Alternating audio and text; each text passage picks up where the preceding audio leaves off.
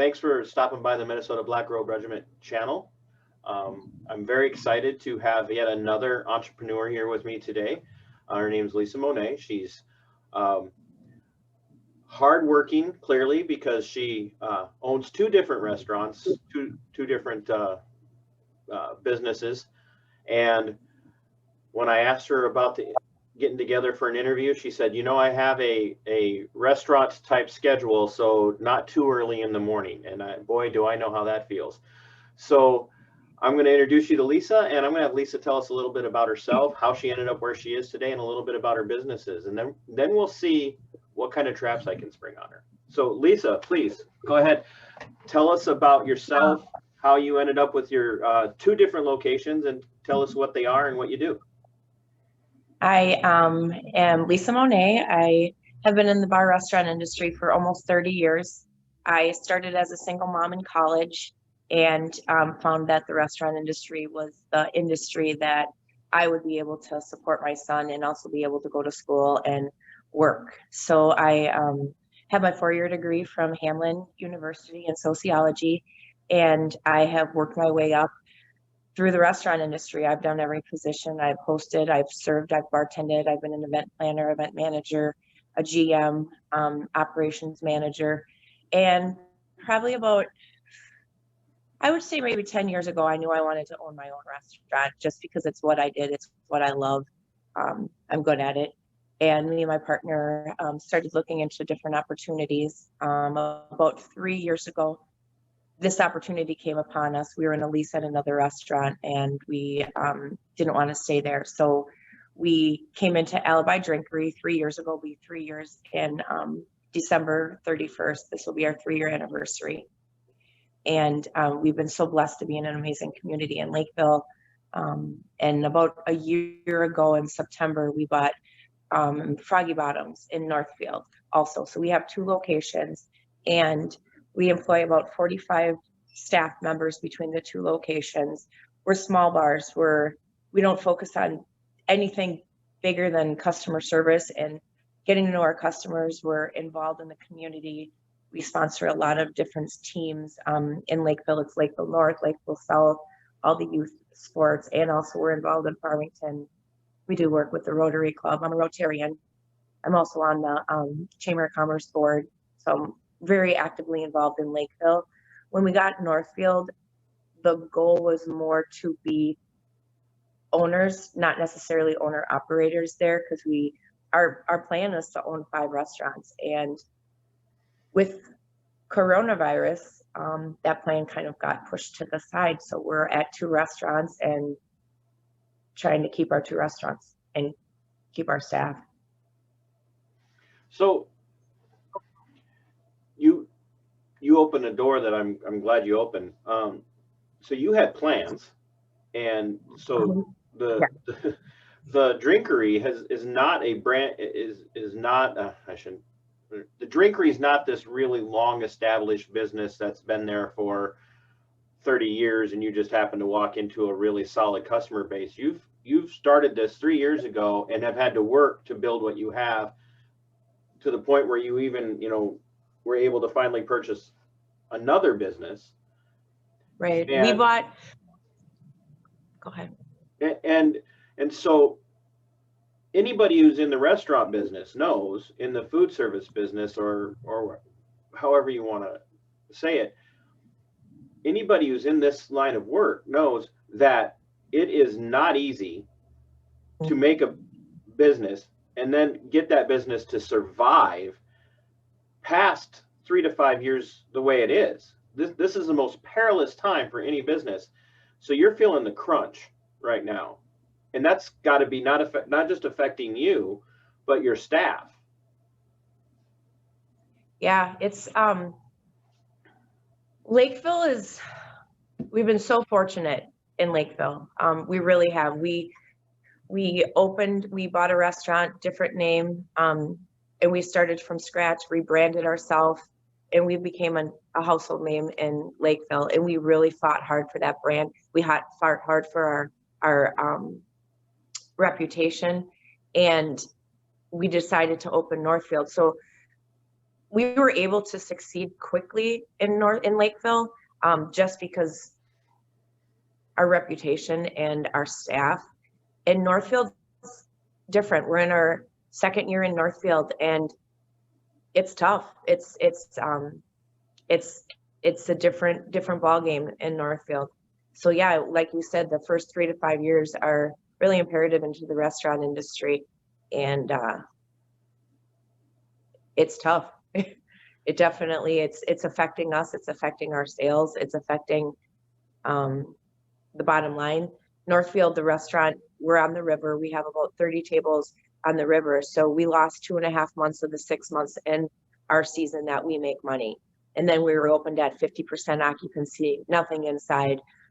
We own a catering license that comes out of Lakeville. We lost all our catering because there was no catering left to do. We were doing last year at graduation time, when we were in coronavirus, this year, probably 3 to 4 catering events a week. And that whole part of our revenue is gone. And that's a big revenue stream. Catering is a big revenue stream. It is. That sometimes saves businesses. It does. So you have 45 staff between the two locations. Give or take. Is that down from where you would have been if everything was open, or is that pretty average?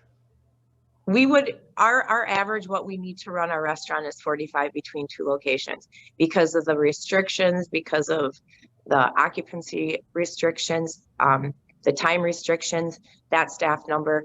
We had, most of our staff went from probably 4 shifts a week to 2. If you want to look at what their shifts should have been, what they would have been, and what they were back pre-corona. Yeah. So each staff person is taking a 50% cut in hours. Almost every single one. Yep. We have a few that we have a couple managers that we really focused on making sure that we could retain them where they needed to be, key hourly managers. But yeah. And a lot of that, I've had to work more shifts, because the last shutdown, or the last restriction, when they closed at 10 o'clock, we do 60% of our sales in Lakeville from 10 o'clock until 2 a.m. 60% of our sales come in that time. Right. And they took those hours away from us. In addition to the occupancy restrictions. Right. What percentage of your sales, I know this sounds like more of a business show than a constitutional show, but all of this is important. If you had to estimate, what percentage of your sales is generated by your food sales over your alcohol, or vice versa? Northfield, I want to say it's about 65% is food sales. In Lakeville, it's 50-50. It's 50-50. If we would have given you that number a year ago, and this is probably indicative of what it's done to people's mental health in the last year, but a year ago in Lakeville, it was a 60% food sale. Now we fight to get 50% in food sales because of restrictions and insurance. But yeah, people are drinking a lot more. I have no idea what you mean. None. Right. So now with everything being off-site, or not off-site, but everything being carry out only, you're losing 40 to 50% of your revenue stream in alcohol sales between the two. No. We're not offering takeout. It's if you've never been to Alibi, you'll understand it, or you wouldn't understand it. But Alibi is a lot of people's homes. People come there for the social aspect. Right. Everyone, people love our food. It's made from scratch food, hand patted burgers, top quality food items. We have a really, really good, strong menu, but that's not why people come to Alibi.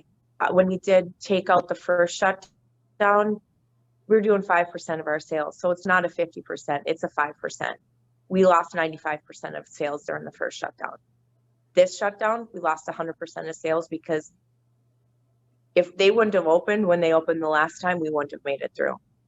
We would have lost both restaurants. Wow. Because the takeout just was not covering it. It's just not who we are. It wasn't our business model. Our business model was make sure every single person that walks in the door, we know their name and they're feeling special and they're appreciated.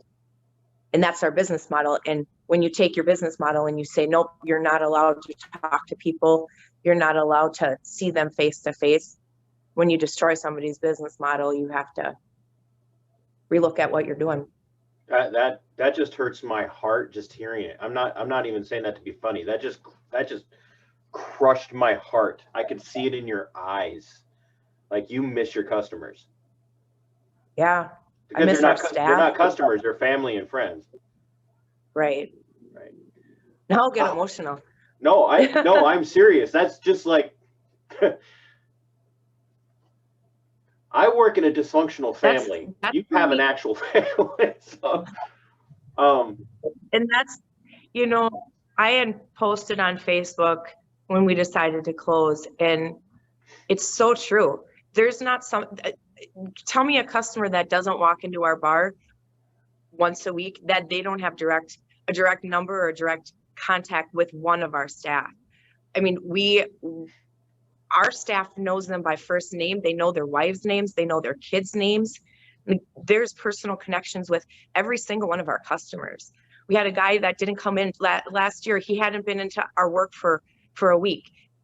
Me and my bartender went and knocked on his door, found out he was in the hospital. I mean, this is just one of our customers. He's a veteran. We were worried about him. We went to his house, found out where he lived, went to his house, knocked on his door. He was in the hospital. 2 of the other girls went to the hospital and visited him in ICU. So that's who we are. That's who our staff is. They depend on us. They come in when they have a bad day or a good day or a happy day, or, they come in to celebrate. Kids, where do you want to go for dinner tonight? Let's go to Alibi. Not because we have a bunch of games, but because they love being at Alibi. It's their second home. What are the odds? I mean, and let's just be honest, Lisa. We all know what's coming this week or next week. We all know what's coming. Not all of us. Well, we know what the governor would like to have happen. Correct. Correct. So you got to play along with me a little bit here. Okay. We all know what Commissar Walls would like to do to the state in this week or next week. That he would like to be able to point to numbers and say, look, we've controlled it now because we ordered you to not go out. We ordered you to not have anybody in your house. And it clearly seems to be working. So I'm going to order it for Christmas too, because we know he wants to. That's what he wants to do. And that's what all of us. And maybe Easter. Let's not forget Valentine's Day and Easter. Screw it. Let's just everybody stay home and for the rest of the lives. Order everything from Amazon and DoorDash. So that's what he wants to do.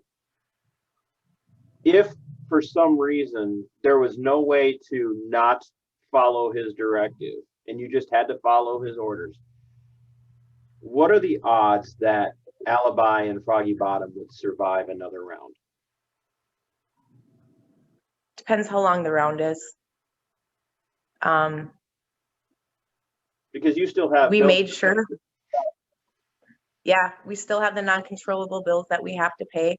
It's funny, the last shutdown, he said, don't pay your sales tax. Hold on to that money to make sure you get through it. This one, he made sure he shut us down on the day that sales tax were due.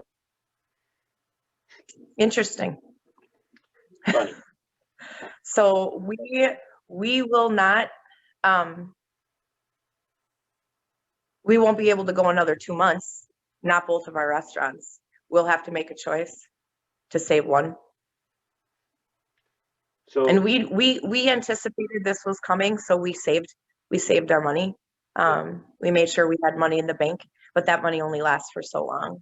Right. They're talking about another stimulus package and give more money to the bar restaurant, you know, and the industry is most affected. We don't want his money.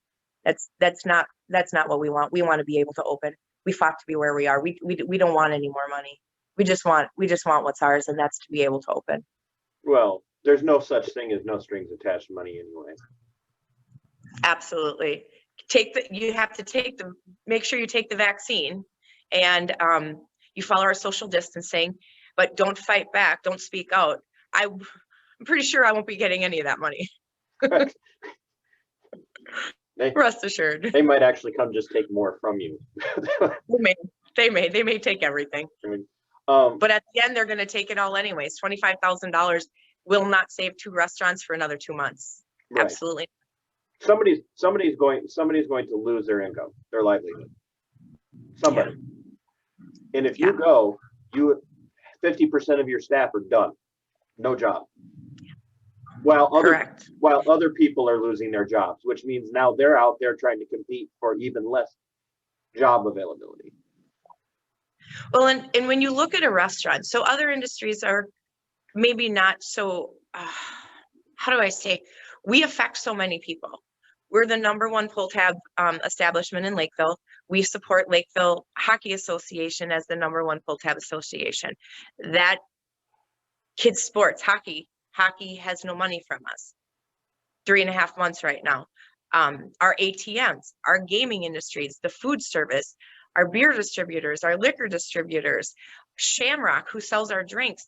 There's so many. If I sat down and wrote you a list of all the bills that we pay every single month, you'd be like, whoa, this is what you're doing. It doesn't even include your employees. I mean, we employ, like I said, I think 10 of our employees are single parents, 10 of them.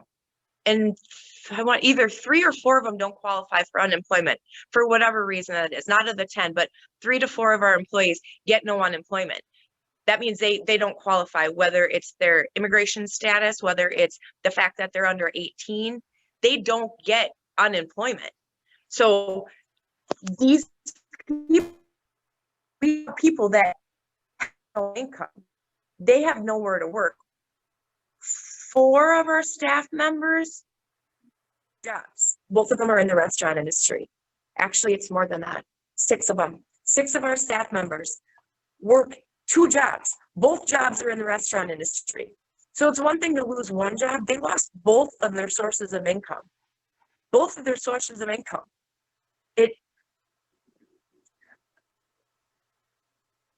I don't even know. The Chamber of Commerce sent me a message and said, we're adopting families. Do you have any? I have 5 families in our restaurant that need to be adopted for Christmas. They have no money to buy their kids Christmas gifts. How do you explain to a kid that there's nothing under the tree? Because we have a governor that won't let mom or dad work. You can't even explain it to them. How do you explain that? Well, you have to stop trying to expect reason and intellect from somebody who is doing their level best to cause fear in the populace to be able to control them. So I'm gonna push on you a little hard here for a second. I know for a fact that there happens to be a network of people in the state of Minnesota who might be planning a little bit of a rebellion this coming week. Do you know anything about that? There is, and I may. Yes. It's called Reopen Minnesota. Yeah. Would you like to share your perspective on that and where you're headed and what you want to do? Yeah, we're opening. There's a lot of different restaurants. There's a lot of businesses across the state that have spoken up and said, let's join together. Let's come up with a plan. Let's decide what we're going to do to fight back for our livelihood and the things that we fought our whole life for. And we're fighting back, and we are opening next week. What day are you opening, Lisa? Wednesday and Friday. And that's going to be the first 2 days that you're going to come back. Are you doing full service? Well, it's a stage process. So Wednesday is going to be all the businesses in rural Minnesota, and Friday is going to be all the businesses in the metro. And we're opening one of two of our restaurants because I can only get arrested at one. So,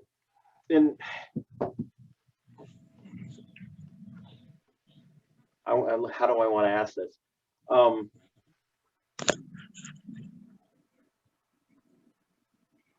Are you doing this because you don't care about grandma and all the poor, immunocompromised and underlying issue people, and you just are greedy and want your money and you don't care who gets sick?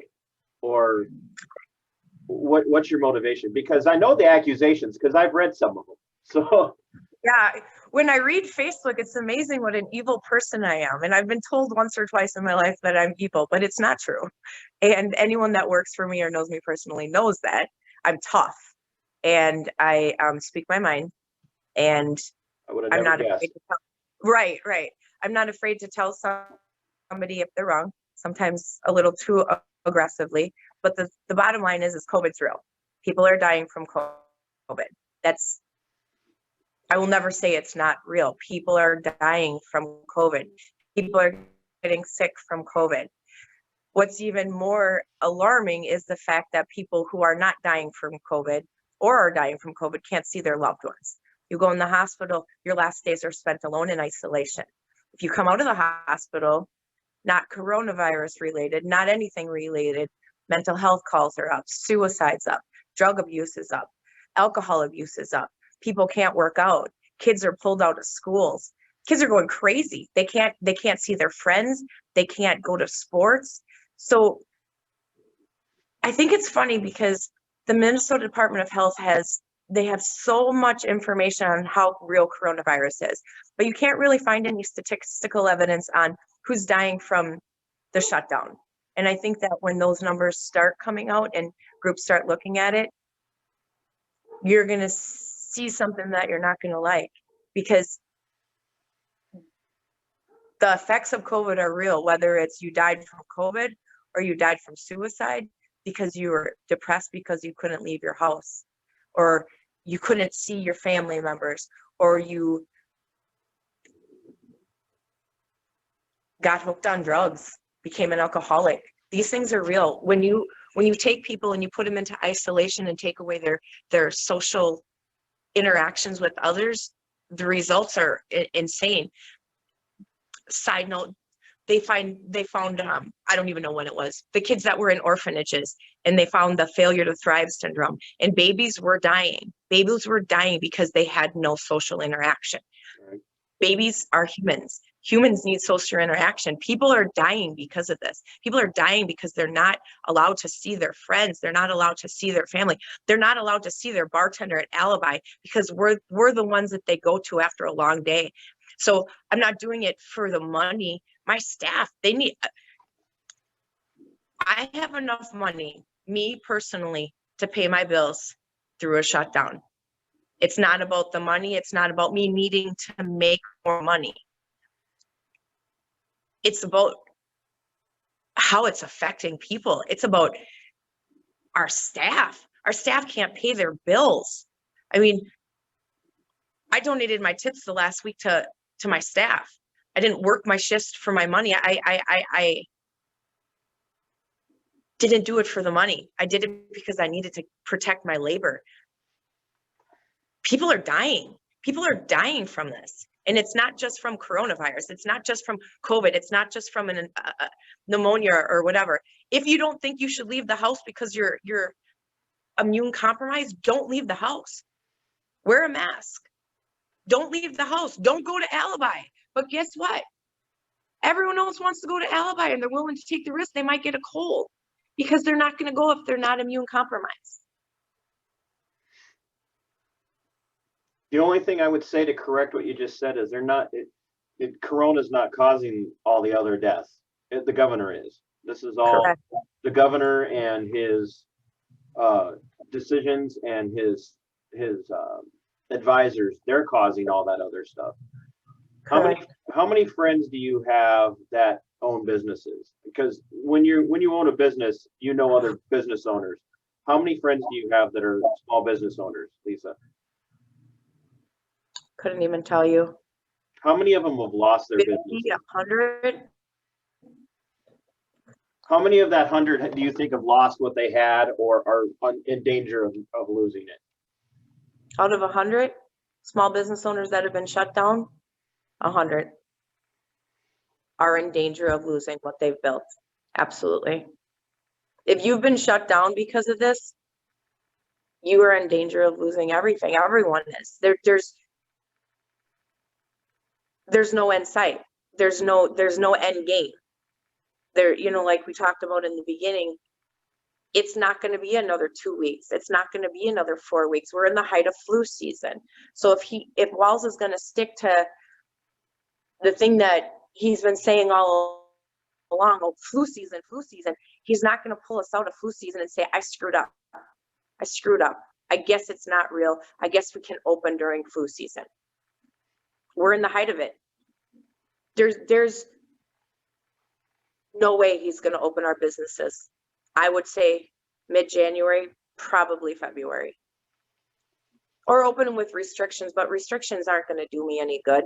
25% occupancy, they're saying the gym's at 15%. What's that going to do for a gym that only holds 20 people? My God, like these are small business owners. They have a gym that holds 20 people. What is that? 2, 3 people can go in? That doesn't make sense. That's not going to save them. So what would you say to the person, Lisa, who is, maybe they're not and I'm going to use a term nobody likes, maybe that person that, who's really questioning your decision making isn't the Marxist that everybody thinks they are. Maybe they're just literally that scared, and they don't want to see you lose your business, but they're like, well, it's a risk we have to take to save lives. How would you respond to them right now? I think I would say they need to start opening their eyes and they need to start looking at the data, because the data is not lying. You have to weigh your pros and cons, and that's the thing is I don't put anyone down for, if they think that it's not safe, then please just stay home. Please don't go to Walmart on Black Friday. Stay away from the Mall of America if you feel like you're not safe. But don't tell other people that they can't go. And if they need to maybe open their eyes and start reading some of the data that's really out there. Because I think that's the most important thing is media has a real impact on people right now. I mean, think about it. They shut down the population. You have nothing better to do than sit in your house and stare at your phone. And the mainstream media is pushing an agenda. And that agenda is the Walls agenda. So everything that's infiltrating your mind is saying, we're killers, we're inhumane, we're Nazis. I was called a Nazi. Boy, don't I know that. I'm like, if we're gonna start talking about Nazis, let's look what's happening right now. Stay home, report your neighbors, and if you want to leave the house, stand in line, and we'll give you something so you can leave the house. But just trust us on everything we say, because it's for your own good. So if you want to start pointing the fingers at who a Nazi is, we could have that conversation, but we won't. But what I would say is, let's talk to the owner of Haven's Garden and find out how many calls have been placed against her by her neighbors. It's so sad. It's so heartbreaking. Like I said, if you don't feel safe, don't leave the house. Alibi is so fortunate because we are a community staple. Will we lose customers because of this? Yes. Will we gain customers because of this? Yes. Will we have the community support? Not all of it. But I see what people are doing. So Jane, I don't know the name of her, Boardwalk. She's up by North Dakota, and she opened yesterday, and I went on her Facebook, and it is flooded with people saying how horrible she is. And I think that people need to, if this is how they feel, if this is what you feel your conviction is that Walsh should let everyone open and that this is wrong, actions speak louder than words. So go on and give a kind review. Someone said, oh, I don't want to review, or I don't want to post a fake review because I've never been there. I said, then say you're proud of her. You know, that you're allowed to say you're proud of somebody for taking a stand. I'm not going to say, oh, I had the best burger ever there, because I haven't. I'm not going to lie about it, but I'm going to say I'm proud for you taking a stand and fighting for your business. And you did that for Haven's Garden. I did that for Haven's Garden, and I did that for the Boardwalk. Yep. Yeah, that's, and I saw that, and that's amazing. That's commendable.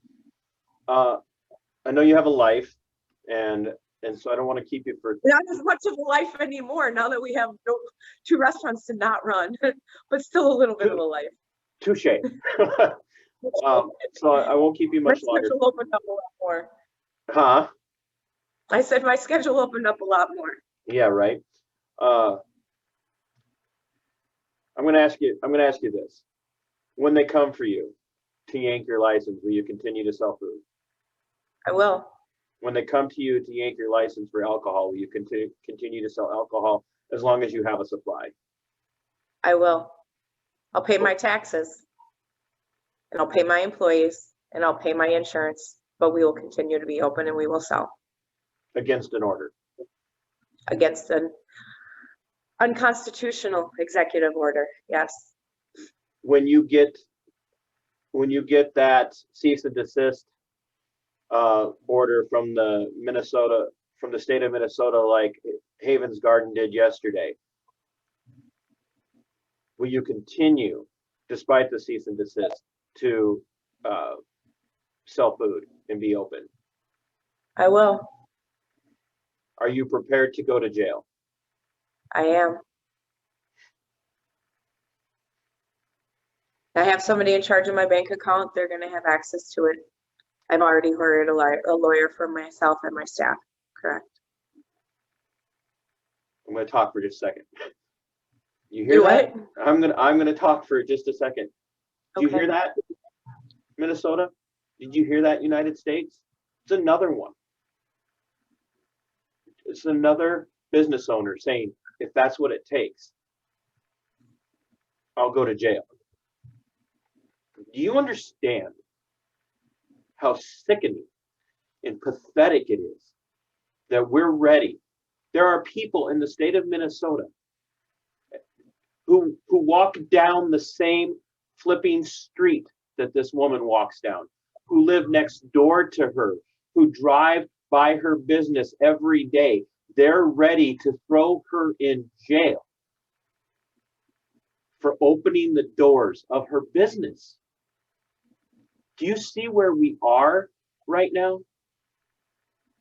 That she's got a lawyer. She's prepared to go to jail for her beliefs. And there are people who are ready to turn her in and send her there because she has the audacity to want to keep her doors open so that her people can pay their bills, so that her people's children can have a Christmas. And you want to put her in jail? Shame on you. There's this thing in the oath that you take when you go into public service that says, we're going to not only obey the Constitution, but we're going to defend it against enemies, both foreign and domestic.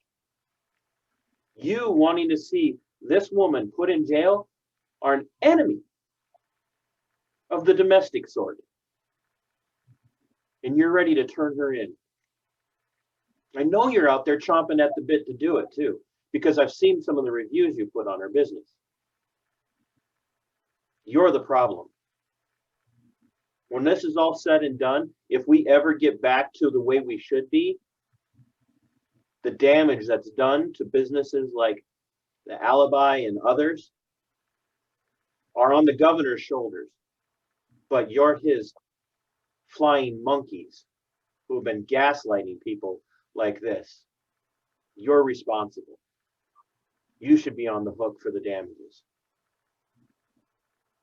I don't know what to, I know what it's like to feel the risk, Lisa, every single time you say I'm going to do something, because every time I post a video, I know how much of a risk. Because remember, I'm actively advocating that people disobey the governor. And according to his most recent executive order, I could be investigated and charged $25,000 per incident that I'm investigated for.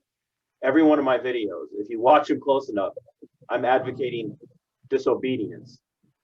So I'm a good $250,000 or more on the hook to the state at this point if they decide to investigate. So I have nothing but respect for you. And I just want you to know that you're not alone. And I know you know that. I know you know that, but all tens and tens of my viewers will also be in support of what you're doing. And I'll say the same thing to you that I said to Haven's Garden last night. If we can, when we know that these businesses are going to be open, we need to make sure that there's a bunch of people there. And we need to very respectfully and very politely and very civilly, but with firmness and conviction, say, no, you will not arrest her. No, you will not shut this down. We will actively resist you. Whatever it takes. This has got to stop. Yeah. Lisa, your parting words for the people of Minnesota and to the governor or anybody else, Keith Ellison or anybody else like that. We're done. We're fighting back. We abided by what you asked us to do. And now you've taken away our businesses. You've taken away our lives. You've taken away our mental health. You've destroyed our employees. You've destroyed businesses across the state. And we need to stand up. Thank you for listening to what Lisa had to say. And if you're anywhere near Lakeville, you know what? If you're not near Lakeville, I don't care if you're 3 hours away. If you're going to come from out of state, come and support her. Support any business. Support every small business. Right. Support any small business. Every small business that's open. As I so frequently like to end all of my videos for the most part, sic semper tyrannis, thus always to tyrants, but also rise up. Rise up. They can't arrest us all. Thanks for watching.